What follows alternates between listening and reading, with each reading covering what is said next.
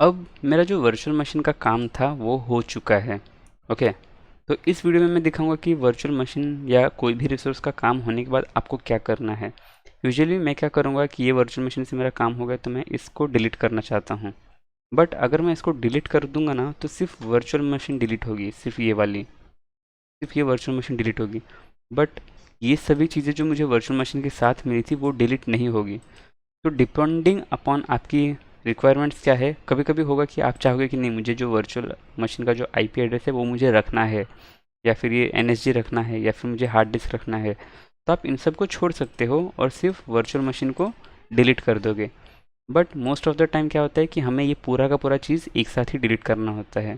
तो एक एक करके करने कर सकते हो, बट मैं क्या करता हूँ हमेशा कि एक कोई भी रिसोर्स जैसे मैं क्रिएट करता हूँ तो उसके लिए मैं एक रिसोर्स ग्रुप क्रिएट कर देता हूँ, यानी कि एक फ़ोल्डर है, और जैसे ही मेरा काम हो जाता है तो उस फ़ोल्डर को ही डिलीट कर देना। तो उसको डिलीट करने के लिए यहाँ पे आना है डिलीट रिसोर्स ग्रुप पे। उसके बाद इस तरह का एक विंडो ओपन होगा, उसमें आपको बता देंगे कि हाँ अगर आप इसको डिलीट करोगे तो आपकी ये सभी चीज़ें भी डिलीट हो जाएगी।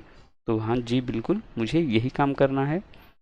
और ये कंफर्मेशन के लिए बोलेगा कि आपका जो ये फ़ोल्डर का नाम है यानी कि रिसोर्स ग्रुप का नाम है वो आप एंटर करो।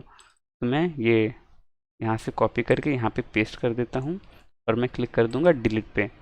तो अब जो है ये डिलीट होने का जो प्रोसेस है वो स्टार्ट हो जाएगा और यहाँ पे मुझे नोटिफिकेशन आ गया।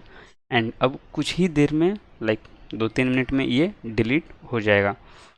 अब डिलीट करना किसी भी रिसोर्स को इम्पोर्टेंट इसलिए है क्योंकि अगर आप डिलीट नहीं करोगे तो वो चीज़ वहीं पे रह जाएगा, और वहीं पे रह जाएगा तो एक प्रॉब्लम आ जाएगी कि आपका जो है कॉस्ट है वो बढ़ जाएगा।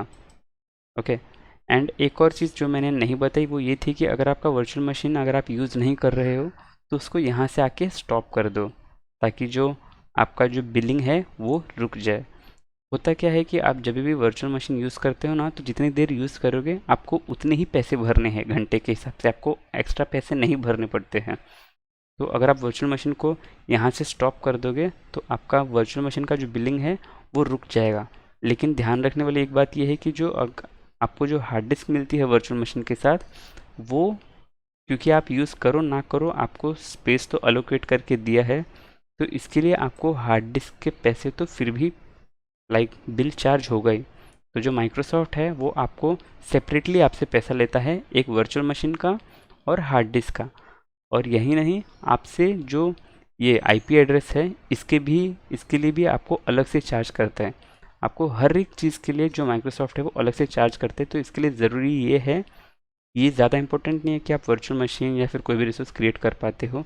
ज़्यादा ज़रूरी ये है कि आपने क्या क्रिएट किया है और वो कितने पैसे ले रहे हैं, वो ज़्यादा इंपॉर्टेंट है। तो उसके लिए मैं एक टूल है माइक्रोसॉफ्ट का, मैं वो दिखाना चाहता हूँ। तो वो है एज्योर प्राइसिंग कैलकुलेटर। अब इसके बाद आप इस लिंक पे क्लिक कर लो प्राइसिंग कैलकुलेटर पे। इसको आप एक्सप्लोर करके आप जान सकते हो कि आपका जो कोई भी रिसोर्स है वो कितने पैसे आपसे लाइक कितने पैसे आपके जाने वाले हैं। इसको कैसे यूज़ करना है वो मैं नेक्स्ट वीडियो में एक्सप्लेन करूँगा। इस वीडियो के लिए आई होप इतना काफ़ी हो गया होगा। ओके, सो फिर मिलते हैं नेक्स्ट वीडियो में। और ये अब तक डिलीट हो रहा है। ओके, बस डिलीट हो जाएगा। ठीक है, मिलते हैं नेक्स्ट वीडियो में। बाय।